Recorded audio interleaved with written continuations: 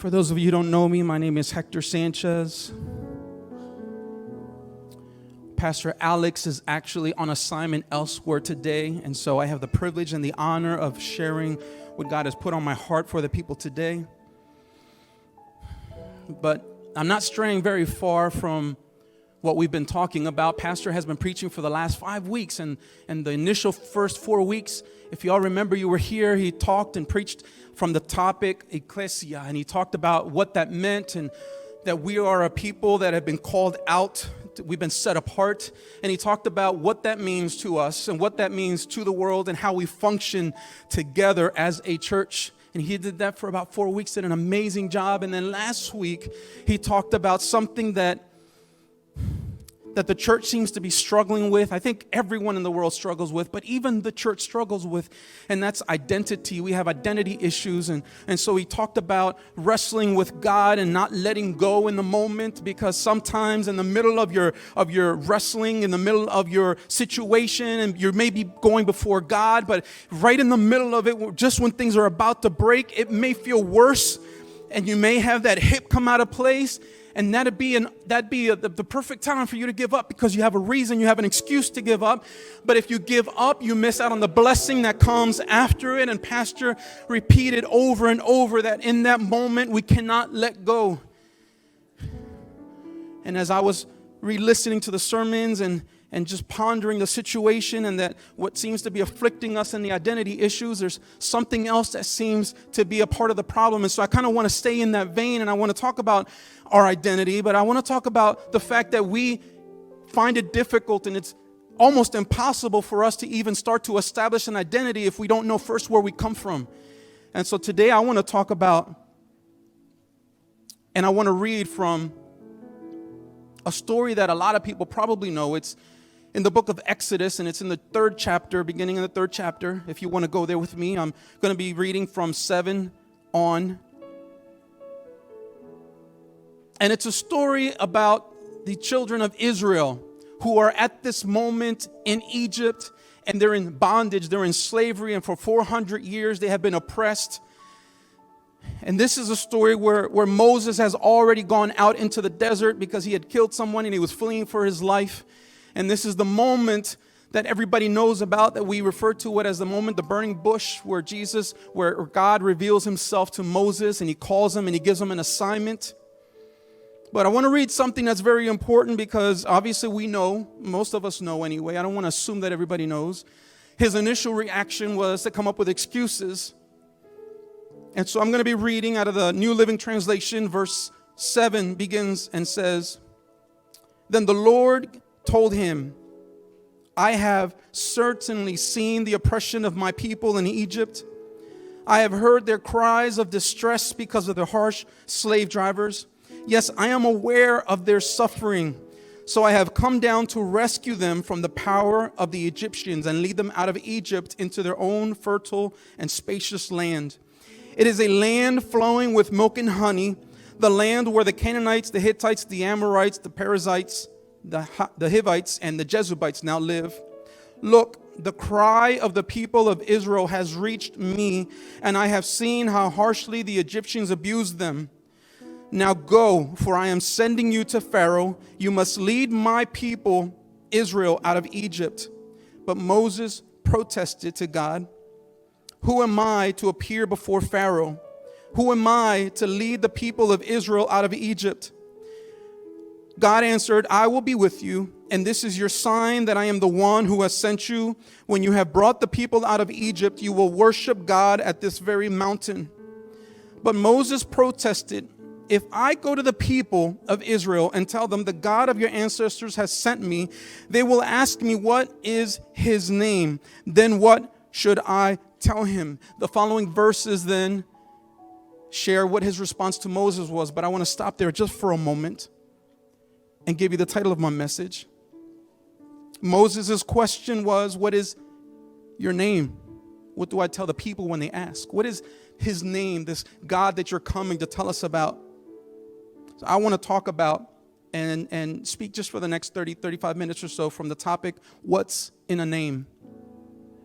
What's in a name? Now, if you would ask my father, as I was growing up, a name meant everything. Because when I walked out of my house, I was representing something greater than who I was. My father had spent a lot of time, many years in this community, establishing who he was. And he wanted people to know that he was a man, that his word meant something. And so the name attached to him, Hector Sanchez, I'm a junior. He said, so you're not just my son and have my last name, you have my first name as well. And can you believe there were times when I would walk out of my house and I would see somebody who I would know, they didn't really recognize me. And I'll say, yeah, I know you. I've seen you at this party. I've seen you at this family gathering. You came by and you stopped by. And they wouldn't quite know who I was. But when I said, I am Hector Sanchez's son, also named by him, they would immediately know who I was. Oh, you're his son. Yeah, your dad's great. He's awesome, right? And my dad wanted to make sure that when I went out and I was representing him, that I did it properly. So a name means a whole lot. And this is just in today's culture. If we go back to the Old Testament, names meant everything. A name gave you many things. One of the things that names would give you, was purpose. As a matter of fact, there were individuals in the Bible that when they were operating outside of their purpose and God intervened, he not only instructed them, he not only guided them, he not only straightened their path, but he would change their name to align the name with the purpose that God had for them. So names were important and they give purpose. Not only do they give purpose, names also describe characteristics or circumstances surrounding possibly your birth or your childhood. And you can see that in Jacob. Pastor talked about him yesterday and how his name was changed from supplanter, because that's how he operated, to now being Israel, which means the one who wrestled with God and man and prevailed. One of the other things that names do is that they bring honor to God, and we see that. Just one example is Elijah. He was named Elijah, which means Yahweh is my God. So names in the Old Testament did a lot and meant a lot. There was a lot of weight that went with it. You didn't just name a child because it sounded good. It was the most popular name. There had to be purpose in the name that you gave your child. Now, before I go in any further, I want to tell you what happens when you don't do what you're supposed to do. You see, Noah, we all know about Noah. And we know about the ark, and we know about the flood. And we know that after he got out of the ark, he and his wife and his 3 sons and their wives, and they started to populate the earth again. We know that it's not much further before we get to the story of the Tower of Babel. The people were in disobedience because God had told them to spread out and populate the earth. And what they decided was they were going to build a tower so they could be at one place. They could be under one name. But not only that, if you go to some extra biblical sources, you see Jewish historians, in particular, Flavius Josephus is one who writes, and he writes quite a bit about this situation. And one of the things that he says is that there's a man who is named in the Bible named Nimrod, and he's given credit, Jewish historians all agree in this, that he was given credit for being the instigator, the one who said, let us build ourselves a tower that would reach the heavens. Not only was he named as the instigator, not only was he given credit for the person who rallied the people together to do it, he did it in defiance of God. And he is quoted as saying, we'll build ourselves a tower so that this God, if he ever decides that he's going to kill all of the people and all of the animals and drown them the way that he did, we'll have a tower that can reach high enough so that the waters won't even be able to drown us.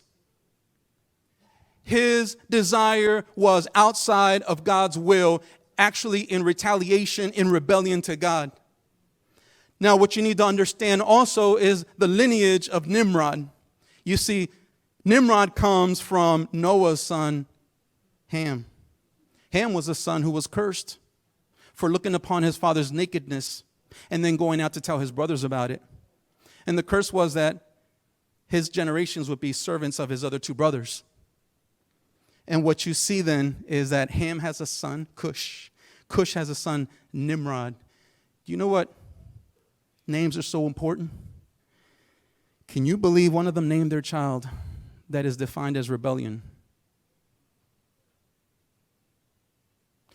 They did not like the curse that was upon them, and on their own strength, they were going to rebel against God and do things their own way. Now, the problem with Nimrod is he was only 2 generations from that ark. Right? His grandfather Ham was on that boat. His father Cush was not on the boat. So we're 2 generations away from a man named Nimrod who only knew God as the God who flooded the earth and did not know him as the God who saved his family from the flood. Somewhere along the lines there was a disconnect, and when they were describing God, they failed to describe God as a good God, as a merciful God, and only described him as a righteous, just God who destroyed the earth for failure to obey him. That's what happens when we fail to understand who God is. And if we don't understand God, how can we ever understand ourselves, our own identity? So what's in a name? I think that the Israelites would have had a good question. Moses spoke on their behalf. If I go, they're going to ask me, what is his name? I think it's a good question. How do you follow somebody you don't know? But it's also putting God, if he wasn't God, in a tough situation.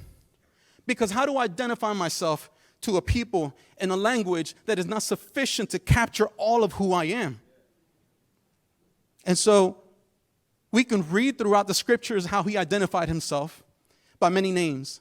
We say names. As I study, the more I study, I know the common thing is to say, this is one of his names, this is one of his names. The reality is more than they are names. Character more than his identity. And we'll go into that in a second.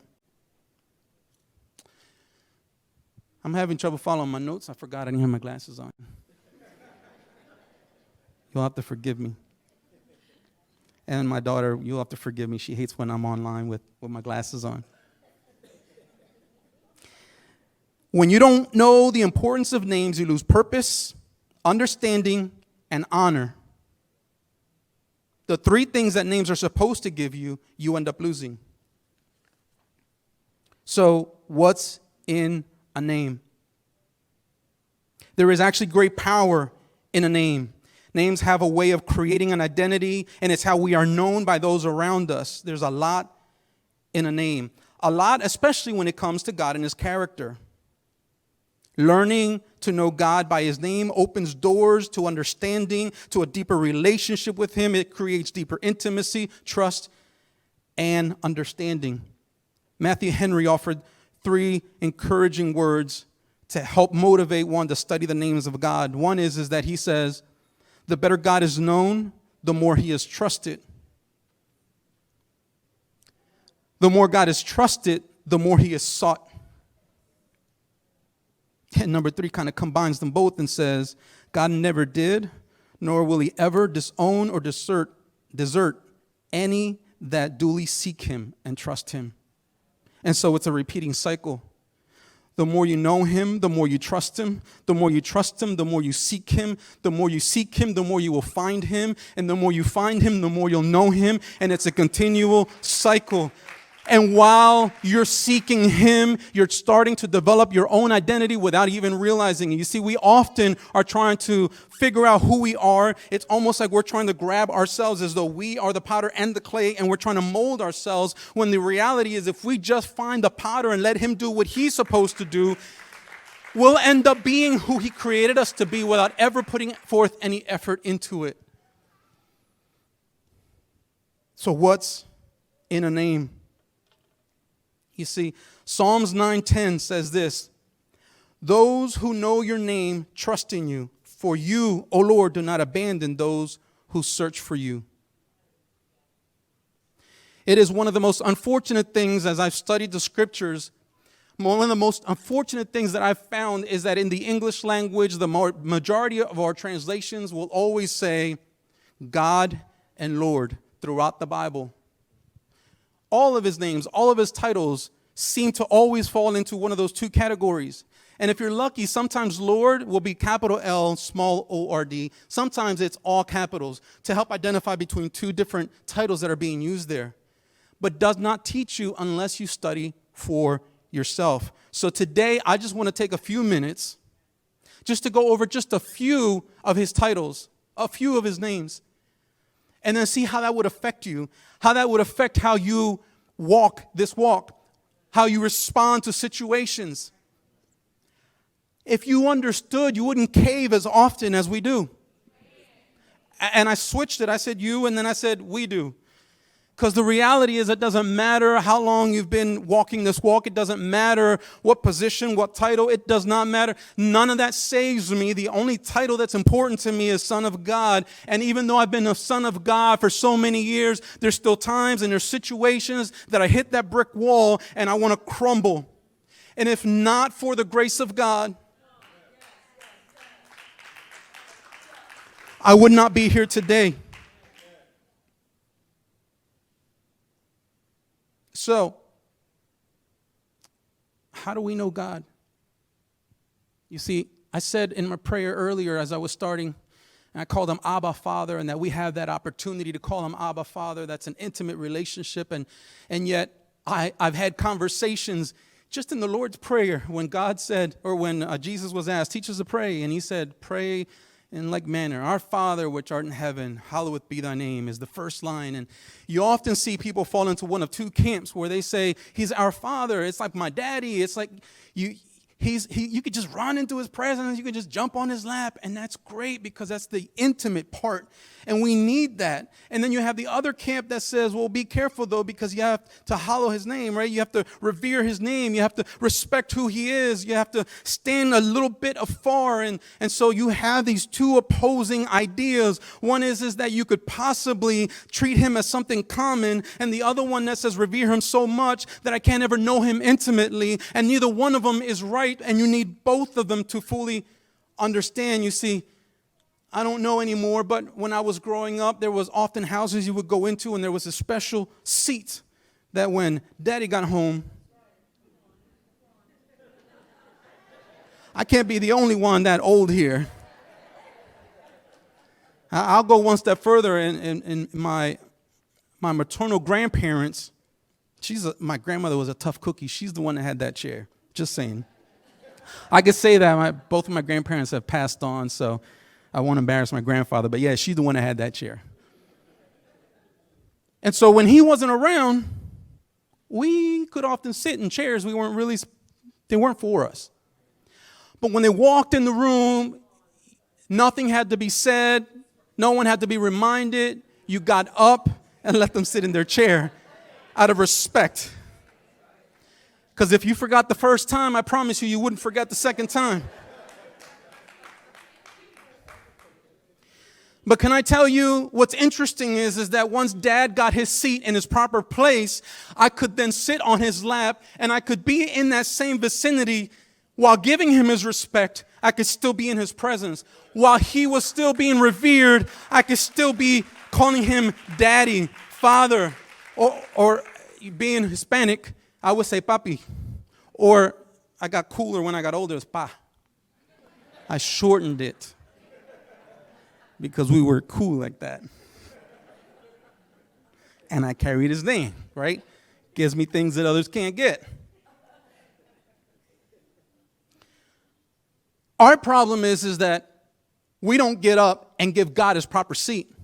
We don't give him the seat, the throne that he's supposed to sit on in our hearts.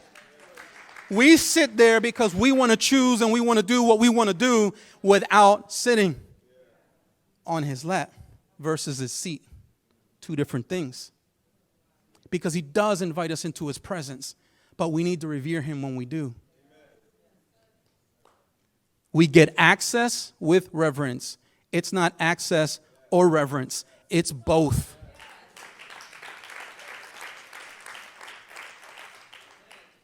So once again, what helps us identify or helps us to meld these two ideas together is the idea that we have to know who God is. So let's talk about that. You see, in Genesis 1:1, you get one of the first titles. In Genesis 1:1, we read, and it says, in the beginning, God created the heavens and the earth. And yet in the Hebrew, it's in the beginning, Elohim, which Elohim has a much broader definition. Elohim actually gives you more insight into who he is.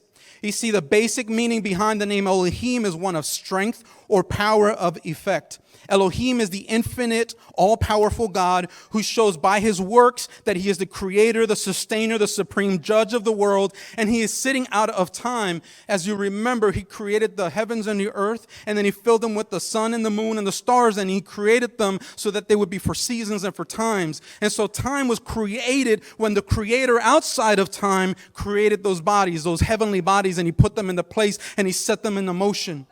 That is Elohim that we're talking about. You see, when we say God, that is a being. When I say Elohim, that's an extremely powerful person who I get to call my God. He's the one I get to call Abba Father. Okay, so he's my father. He's an intimate father, but he's the creator of everything who sustains everything. What else can I know about Elohim? Elohim, that's powerful. Chapter 1, chapter 2, chapter 3. It's Elohim, Elohim. We're reading God. It's Elohim, it's Elohim.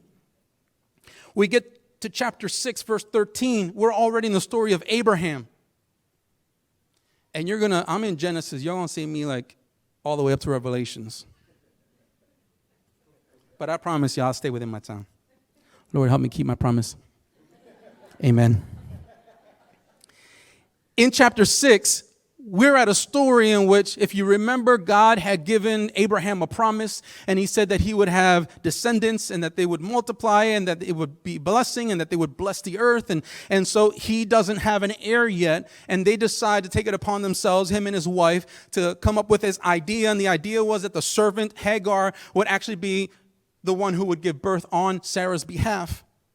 And so they do that, and there's a child that's born. But then there's animosity in between the two women, and Sarah doesn't want Hagar in the household anymore, and Abraham doesn't know what to do about it, and God says, let her do what she's going to do. And so Hagar has to leave, and she leaves with a child, and she ends up in the desert, and she ends up without water, and she doesn't want to see her child die, and so she separates herself, and she's crying. And it is in that chapter 6, verse 13, that God appears, the angel of the Lord appears, and she doesn't die, and she's given the needs, right? Her needs are met. And it is there that there's a new revelation. You're not just the creator, because, see, there's people out there that will tell you that there is a God who did create everything, and once he put it into motion, he stepped back, and he's hands off, and he's just letting things occur as they occur. But here, Hagar is seeing, no. He's not someone that's just out there in the distance. He is El Roi, which means God who sees. It's the God who sees me in the middle of my situation when I'm at my most desperate time. He sees me. Of all the people that are in the world in my situation, He sees me. Yes, God, Elohim, the creator, powerful being, sustainer of everything, the one who's outside of time, still sees me and meets my needs. Hagar met the angel of the Lord, and she realized that she had seen God himself in theophany. It's a word that means physical manifestation of the Messiah before the Messiah. She also realized that he saw her in her distress and testified that God is a God who lives and sees all. That is the God who we serve.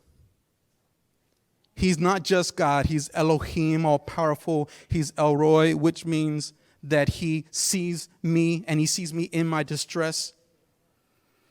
And then if you jump over to Genesis 22:14, we see another word, another name.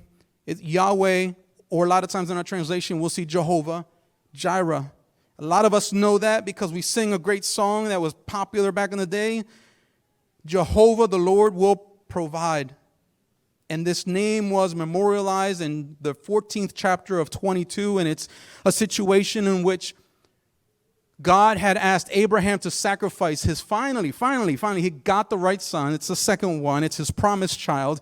And he says, now that you've gotten him, I want you to offer him up to me. And he says, go, I'll show you where to go. And it's amazing to me because we come from a culture that I'm not going to get in my car and start driving until I have a destination I can punch in my GPS.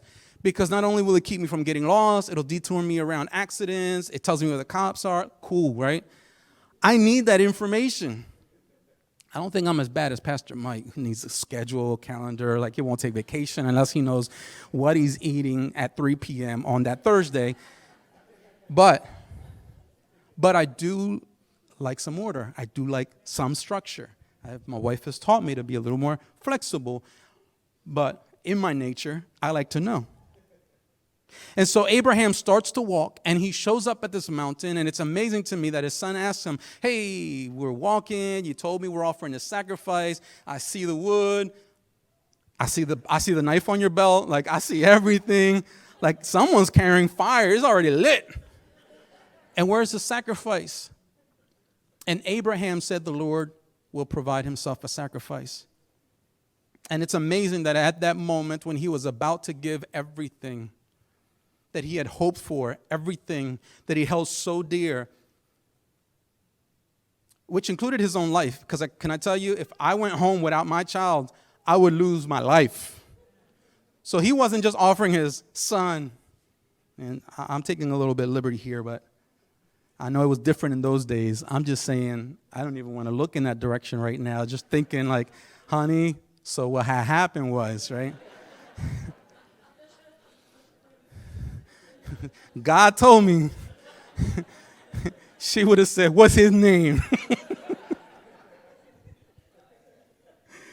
But at the moment in which he was willing to let everything go, at that very last moment, we see that the angel holds him and says, don't, because this was just a test, and I know now that you would give me anything. And so there's a ram that's caught in a thicket, and they sacrifice that. And on that mountain is where then Abraham says, and he declares, Yahweh Jireh, which means the Lord will provide. And isn't that interesting? That he is the same God who is Elohim, who created everything, who controls everything, who sustains everything. He is the same God who sees me in my most desperate times, and he knows me individually, not just as a group, right? He doesn't see me and say, oh, that's one of those journey people. No, he sees me and knows me by name. He doesn't even mix me up like the mailman does with my father. I get AARP stuff, and I know it's not because of me. It's because of my father, because we share a name. He knows me individually. And then the same God who created, who sustains, who knows me is also the God that provides in my most desperate times. This is the God that I serve. This is him. Okay, I see. So what else you got? Because I'm starting to put this picture together of who God is. Which, by the way, we haven't gotten to how he answered Moses' question yet. But I just want to give you some background information. You see, the next example I have is from Exodus chapter 15:26. And here we see him as being called Jehovah Rapha, or Yahweh Rapha, the Lord who heals. It says, I am Jehovah who heals you both in body and soul, in body by preserving and curing diseases, and in soul by pardoning iniquities. The God who heals. So he creates, he sustains, he sees me, he provides, he heals. This is the God that I just simply called God. I'm starting to see, okay, just one more. Exodus chapter 17, verse 15, Yahweh Nisi. You see, in chapter 17, they're actually battling against a people, and we see that God is, Yahweh Nisi means the Lord our banner, where a banner is understood to be a rallying place. This name commemorates the desert victory over the Amalekites. You see, back in those days when they would go to war, you've seen some movies, right? You see one guy with that flag on that pole. That was the banner that identified them. One of the things that you never wanted to see happen is that banner fall, because when that banner fall, even if you were at a distance, it identified that you were losing. It identified that you had to decide, do I stick it out or do I turn tail and run? But so long as that banner stayed up, you knew that the fight continued and you knew that you were having the victory. And at this moment, when God is identified as Yahweh Nisi, he is saying, I am your banner. And if I am Elohim, the creator and the sustainer, if I am, right? What was the second one? Elroy, which Elroy actually is two words. El actually comes from Elohim, so he hasn't taken away that powerful part yet. But he sees you, and he provides, and he heals. See, I'm all those things, and if I'm all those things, I'm also declaring that I'm your banner. Nothing can ever make me drop. I'm not taking a knee for anybody. I am who I am. And if I am who I am, it doesn't matter what's happening around you. You can always look and you'll still see me there in my proper place. And I'm telling you, keep fighting because I'm giving you the victory. That is Yahweh Nisi or Jehovah Nisi. The reason why I go back and forth is because over the times, what they believe was Yahweh has been translated. They added vowels. The sounds changed and it's Jehovah, but it's the same thing. So why do I tell you all this? Let me go back to the beginning. You see, God had all these titles and all these names that he could tell Moses. And yet this is a time when people that had been in slavery for 400 years, who had been oppressed for 400 years, who were saying, who is this guy? That tells me that their parents, at some point, something had broken, just the way it happened with Nimrod, where they had been in slavery for so long that they had stopped preaching and teaching about the God of Abraham, the God of Isaac. They had some stories that they were sharing, but the name, the thing that identified, the thing that brought closeness, the one thing that kept relationship going, that wasn't being transmitted the way it was supposed to be transmitted. And can I tell you, even we as teachers and preachers sometimes don't do a great job because we say, God, God, God, and we're not helping you to identify how personal this God really is. And how can I tell you to follow somebody when you don't know what it all entails? You see, one of the other names I don't have in here is that he also calls himself Adonai. Adonai is another name that means Lord. And we preach a God who comes to save, but we're not willing to submit to his lordship. And you can't have one without the other. And can I tell you, it's not a bad thing to have him as your Lord. Can I tell you why? In order to have a Lord, you have to submit. And I know that submission is a bad word, right? Submit. I ain't giving you. But can I tell you, it's the most beautiful word if you understood it. You see, when I take on the lordship of Jesus, when I submit under him, he becomes my covering. What does that mean? Covering. What it means is simply that he now is responsible for me. What does that mean? That means that when we say that we shouldn't be sweating the stuff, if there wasn't cereal in my cupboard when I was a teen, I would go to mom and dad and I would say, my cereal's out. More importantly, and my wife will still tell you, peanut butter and jelly is my thing. And I like to save money, and I will buy the cheap brand of stuff, but not when it comes to peanut butter and jelly. So I'm telling you right now, it's smooth Jif peanut butter. And I'll have myself some grape Welch's jelly. That's just my thing. I never sweated when I wanted a sandwich because it was the responsibility of my parents to provide. In like manner, I shouldn't be sweating the things because as Jesus is my Lord, he is also my provider. He's the one who covers for me. And he's the one that I can easily go and say, Abba, Father, I don't know what you're going to do, but that's your responsibility.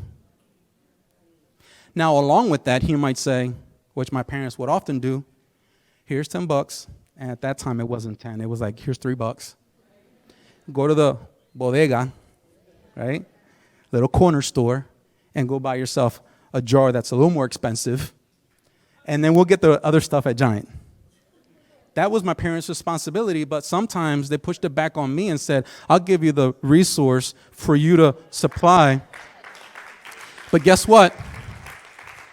When I got the money and I got the peanut butter and jelly, I wasn't the only one who ate from it. See, those that were around me also got to eat. But can I tell you the problem that we have? I am absolutely, without a shadow of a doubt, I am absolutely sure that if I said, how many of you want to see Jehovah reveal himself as the healer? I think everybody, even if you weren't sick, would say, yeah, me, I want to see that. If I said, how many of you want to see him as your provider? You would say, absolutely, I want to see him as my provider. In every instance, in every name that I've just shared, you would want to see him manifest in your life. And yet what we never want to do is be in a position that it's required. You see, it's only in your lack that God can give you abundance. It's only in your weakness that he will be your strength. And did you hear how I said it? Because we often say, God, give me strength. Truth is, you should be saying, God, be my strength. Be my fortress. Be my high tower. Be my shield. Why would you ever want a golden egg when you can have the goose? Right? Why would you ever want the strength when I could just sit on his lap? You see, when he is my strength, fighting looks a whole lot different. When I'm sitting on his lap, fighting looks a whole lot different. I get bold, I get cocky, downright cocky, because I'm sitting on my dad's lap. And I don't know about you, I'm sure that when I was young, I used to say stuff like my dad could do this, my dad could do that, and my dad maybe couldn't, right? In my eyes, I thought he could. But we just got done talking about who he is, and he's Elohim. He is the God outside of time who has the power to create everything, set it in its place, put it in motion, and sustain it. This is Old Testament. But let's finish with New Testament. You see, God in the Old Testament, in Psalms 23, David was talking, and he referred to God as the shepherd. He says, the Lord is my shepherd. I shall not want. And then when we see in the New Testament, Jesus is talking in John 10:11, and he says, I am the good shepherd. In the Old Testament, referring to God, Psalms 27:1 refers to him as the light. God is the light. And yet, in John chapter 8, verse 12, Jesus says, I am the light of this world. Joel says that God is the judge of all nations. And yet, when we get to John 5:22, Jesus is saying that the Father has given him the responsibility to judge over all nations. So it is he who will judge. Isaiah 40, verse 8, God himself is saying God's word will never pass away. And in Mark 13:31, Jesus is saying is the words that he had just spoken will never pass away. He says, earth and the heavens will pass away, but my words will never pass away. In Isaiah 48:12, God is identified as being the first and the last. And in Revelations, when John sees himself before the angel and he realizes that it's God, he falls on his face and fears for his life, and that it's actually Jesus that's standing there, and he refers to him, says, don't be afraid, and he identifies himself as the first and the last. And then in Exodus 3:14 through 15, I'm going to go back and read that. The question that we stopped at is, Moses said, if I go to the people of Israel and tell them the God of your ancestors has sent me, they will ask me, what is his name? What should I tell them? And 14 says, God replied to Moses, I am who I am. Says, say this to the people of Israel, I am sent you to. God also said to Moses, say to the people of Israel, Yahweh, the God of your ancestors, the God of Abraham, the God of Isaac, and the God of Jacob has sent me to you. This is my eternal name, my name to remember for all generations. That is Exodus chapter 3:14 and 15. And in John 8:58, we see Jesus also talking about the fact that he's identified as I am. He did that multiple occasions when he was preaching. He said, I am the way. I am the bread of life. There were several I am statements that he made there. But in the Garden of Gethsemane, when he was praying and the people came and the soldiers came and they were going to arrest him, and they said, "Who is this guy? We're looking for this Jesus." And Jesus said, "I am he." And it says that the earth trembled and the people fell to the ground, because at that moment there was something supernatural. Even the heavens and the earth understood when the voice said, "I am." It was the same "I am" from Genesis. It was the same "I am" from Exodus. It's the same God. It's the same "I am." And if you could just realize, he said, "My name is Yahweh. I am the God of your forefathers. But I can't just say my name without describing who I am." And I am is a statement that declares I'm the self-existent one. I need nothing outside of me to exist. I am not missing anything. Everything that you could possibly need is in me, can be found in me.